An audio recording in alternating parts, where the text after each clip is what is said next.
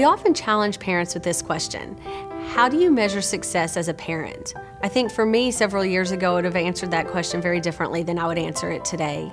I would answer that question by being very results-oriented, saying I want my children to obey, and I want my children to be respectful, and I want my children to grow up to do something with their lives that's meaningful. And I think those are important. But ultimately, I've realized that parenting isn't my highest calling.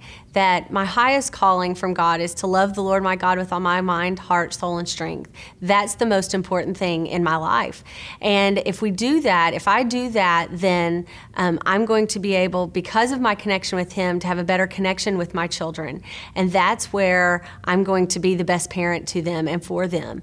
And that it's not necessarily result-oriented and what the outcome is at the end of this whole thing, but that they have a relationship with their Heavenly Father, and that my relationship with my Heavenly Father is my highest calling. And that's how I'm going to be able to be the best parent to them, and that's how I'm going to be able to measure my success as a parent with my children.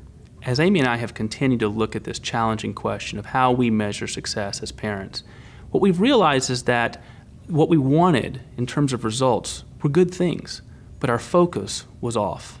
What we realized is that for us, as well as for many other adoptive and foster families, we came into this journey in many ways with some romantic and idealized notions of how this journey was going to unfold and ultimately where it was going to lead. What we've come to realize, and I think many other parents have realized this as well, is that this journey, while it's full of beautiful miracles and joy and blessing, it's also full of pain and loss and grief and challenges. And what we've discovered along the way is that we came in thinking that God was writing a story with our lives, and the title of that story was going to be, "And They Lived Happily Ever After."